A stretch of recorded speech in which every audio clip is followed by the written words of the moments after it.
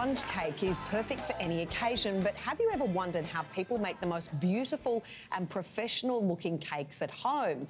Well, here with all the tips and tricks we need to know is the wonderful Daniela Buttress from Buttercream Lane. Daniela, you are a magician with cakes and sweets. How can we be the same as you? Well, yeah, I want everyone to give it a go. So even if you feel you're not creative, I think you can give these little tricks and tips a go. Okay. So first up is our chocolate sail, which is a beautiful feature on any cake, and this can just be placed in the back and then you can start decorating. So how do you make that? Yeah, so all you need to do is melt down your chocolate. You can pick any chocolate you like or colour it. You can either use a double boil on the stove or in the microwave. 15 seconds off, 15 seconds stir. So you just pour it onto some baking paper. About 2 tablespoons will do. Give it a little spread out. So you spread it out to the kind of shape, roughly. So I like it nice and rough. You can also do this over bubble wrap if you want to give it a texture. Oh. Yeah. And then find something that you want to place it in to give it a bit of a curve and a stir. You can even get some pegs and peg up here and there to give these edges. Yeah. And then all you do is let that dry to the side. It'll harden up and become that, and then you just use a bit more chocolate on the back with a little bit of a rod or a stick, and then that can start off your decoration. Actually, we can turn that around if we can to see what you've done on the back. Yeah. See? Yeah. And wow. that'll just, and it's just a beautiful way. And as you can see, we've started halfway down the back of the cake. So one, you don't need that much decorations, and two, it just fills it up and makes it look so luscious. How long does it take to sit like that dry? Depends on how hot your room is, but I'd say I'd leave mine for about 3 to 5 minutes. Oh, wow. To harden up. Okay, what about this one here? So now our fruit waterfall, which I think is beautiful. gorgeous. Yeah, and if you just know a couple of the main tips, you could do this because there's no rules per se. So we start off with a feature fruit that's a bit tall. So you could use coconut, pineapple, whatever's in season and beautiful. Which we dipped before. Yeah, so we've just let it set.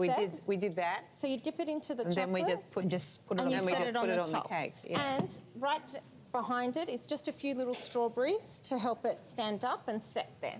Or you've even done this here with the waterfall feature. So then you start putting the big fruit on it. Like, yeah, you want to start with your feature fruit. So same concept, you're going to just dip it in a little bit of chocolate.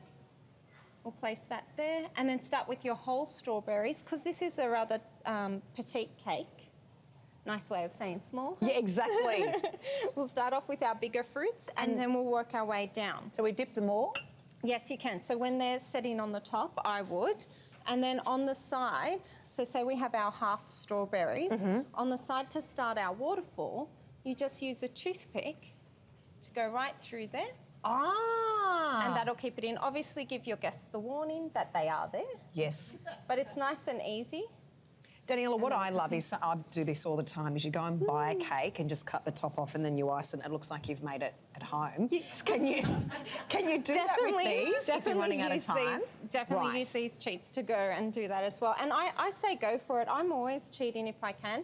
So I'll use a box mix if I need to. As long as you're baking for someone, I think they appreciate it. Exactly. And what about these beautiful bows? So how good's this? These are icing bows, which is a great way to start with fondant decorations. All you need is a nice clean strip.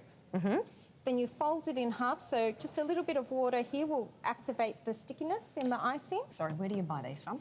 You can get it from decorating stores. You can look up fondant recipes if you really want to make it yourself, but this was for the person that's not really a cake decorator, wants to give it a go. Where do you find them? Fondant, you can get it from your cake decorating stores. Okay. Yeah, so just a little bit of water to activate the stickiness, fold it into the middle so you end up with that.